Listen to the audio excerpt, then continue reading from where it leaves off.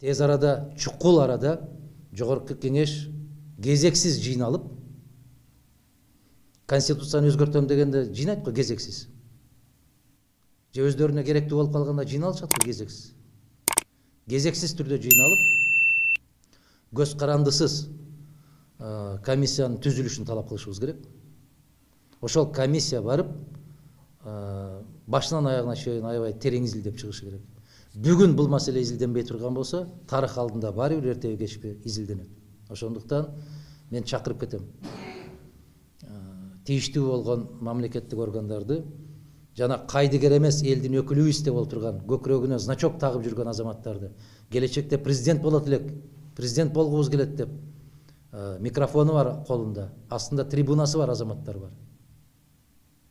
Эгерде бүгүн унчукпай, бүгүн кайдыгер болуп, бүгүн менин жумушум жок деп отура турган болсо, эртеңки күндө аларга дагы мамлекеттин келечегин тапшыруу өтө опурталдуу болуп калат.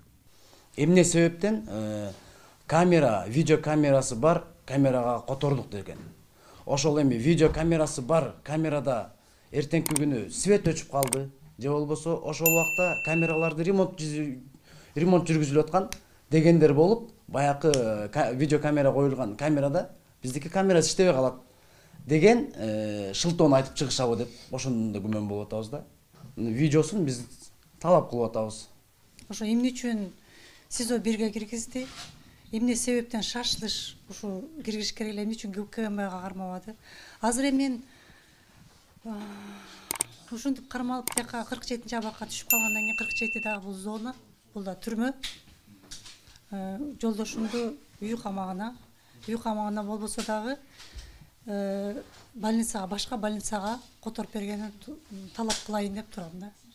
Мен дагы деле жолдошумдун ден соолугуна, өмүрүнө коркунуч келип атканын сезип билип турам. Ну, получилось так, что когда вчера в 5 утра, да, его обнаружили, что он себя порезал, сокамерники вызвали медицинскую службу, вызвали дежурных, фельдшеры, которые работают в СИЗО-1, оказали ему первую помощь, потом вызвали скорую помощь, на скорой помощи его отвезли в 47-ю больницу, там его зашили, все эти раны обработали, соответственно, ну, после этого к нему приходили, насколько мы знаем, да, и сотрудники аппарата омбудсмена, и сотрудники спецпрокуратуры, и адвокаты его посетили, и депутат Жогорку Кеңеш у него был, и представители НПО, которые имеют право доступа в нашей колонии, да, и они все с ним беседовали, вот, и он всем им объяснял, что он сам себя порезал для того, чтобы как бы привлечь внимание к тому, что задержанный находится в СИЗО-1, его сыновья и его родственники. Вот это основная причина, почему он пошел на этот шаг, как бы он объясняет это.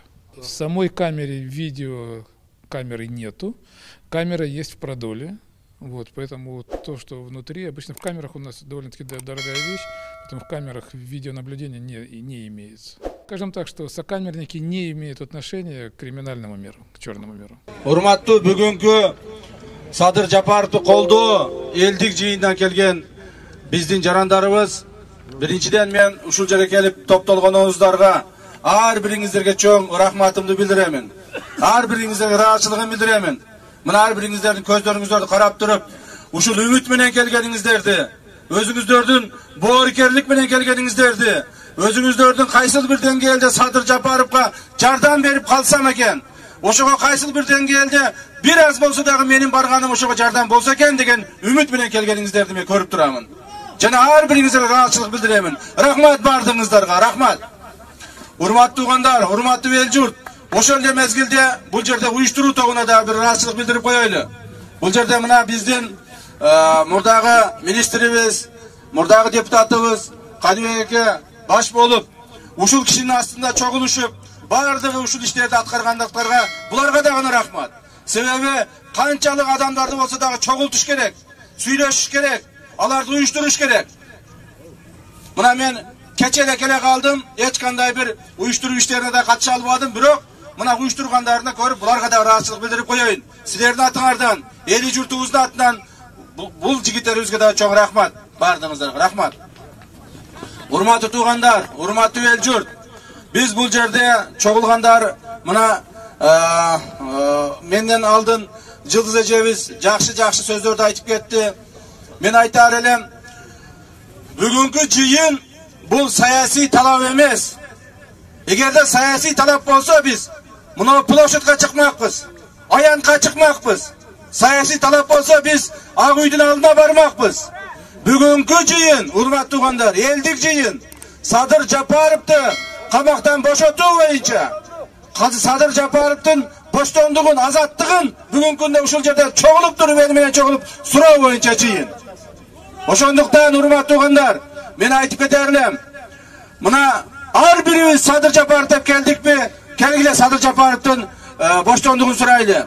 Садыр жөнүндө канча сөз айтсак дагы, канча маселени көтөрсөк дагы, бардыгын өзүңүздөр билесиздер. Садыр кандай адам экендигин, Садырдын мекенчилдигин, Садырдын Кыргызстанды сүйгөндүгүн, Садырдын элди, журтту, мамлекетти сүйгөндүгүн ар бириңиздер билесиздер. Ошондуктан бул жерге келип отурабыз. Эгер Садыр саткын болгондо, эгер Садыр коррупционер болгондо, эгер Садыр bir кайсыл бир чоң кылмыштарга шектүү болуп же кылмыш кылганда бул жерге токтолбойт элек. Садыр ак жерден отурат. Садыр ошол түрмөдө азап тартып отурат. Эмне үчүн азап тартып отурат? Өзү үчүн эмес. Үй бүлөсү үчүн эмес. Өзүнүн кызыкчылыгы үчүн эмес. Эли журтум, мамлекетимде жашаган элим, ушул мамлекетте жашаган элиме кайсыл бир деңгээлде жардам берейин деген өзүнүн ички сезими менен алып бурушуп түрмөдө отурат туугандар. Ошондуктан Садыр Жапаровду чыгаруу, Садыр Жапаровду боштондукта кармоо, Садыр Жапаровду элге, журтка, мамлекетке пайдасын тийгизүү бул принципиалдуу маселе. Бул жөн эле бир адамды түрмөдөн чыгарып коюш эмес. Бул өтө принципиалдуу маселе. Кыргызстандын бардык булуң бурчунда үйлөрүндө отуруп, көчөдө жүрүшүп, башка жерлерде, бардык жерде мына менден бир гана суроону сурап калышты. Садыр качан чыгат деген.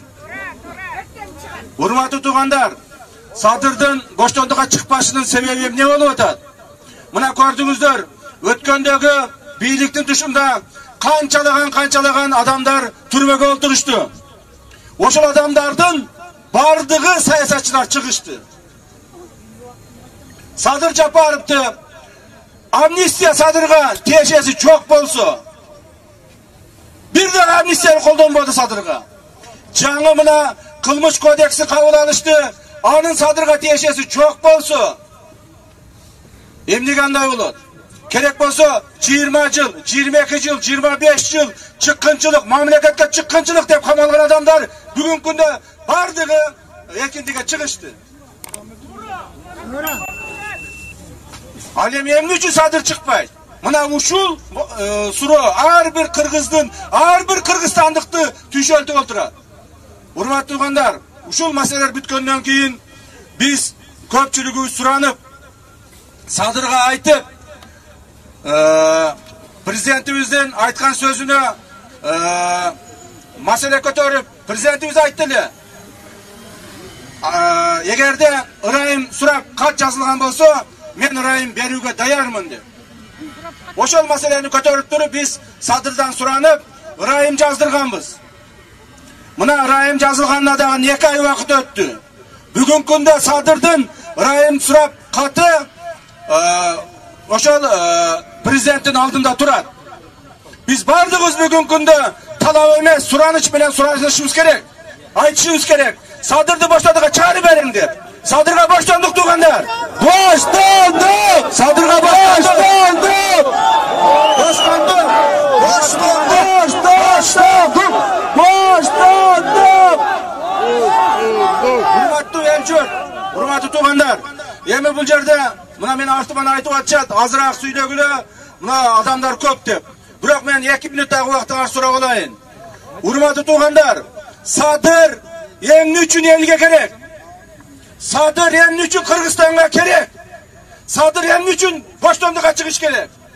Себеби Садыр бүгүнкү күндөгү, эртеңки күндөгү, кечээки күндөгү Кыргыздын эң бир мекенчил уулу. Мен Садыр менен мына 15 жылга жакындан бери тааныш болуп калдым. Садырдай саясатта жүрүп, Садырдай таза жүрүп, Sadırday ушул elin suygan adamdарды öte az gördüm tuğanda. Bugünkü memleketimiz kıynalıp durgan maalda, bugün mına korrupsiya bilen kurаш деп atabız, sotsialдык проблемалар деп atabız, чегара проблемасы деп atabız, Kırgız kıynalıp atat, kaçan oğlanabız деп atabız. Kim oңдойт? Sadırday baldarыбыз oңдойт tuğanda. Biz ушуну суранышыбыз керек. Бұл Sadırдын ал жерде жатканы bir ele Sadır üçün жаза эмес, бұл бүткүл кыргызстандыктарыбыз üçün жаза туğanda. Ошондуктан мен дагы бир жолу ушул жерде туруп, силердин алдыңарда туруп, эли журтумдан алдында айтып кетейин, урматтуу президент, урматтуу Сооронбай Шарипович, Садыр Нуркожоевичти чыгарып бериңиз. Садыр Нуркожоевичтин эркиндикке чыгышы бүгүнкү күндө бир гана сизден багылык болуп турат. Бир гана сиз бүгүнкү күндө Садырдын жазган ырайымына кол коюп, Sadırdı çıkarıp verseniz elimiz çok razı olup rahmatını aytat. Biz sizin cevabınızı kütüyoruz. Rahmat.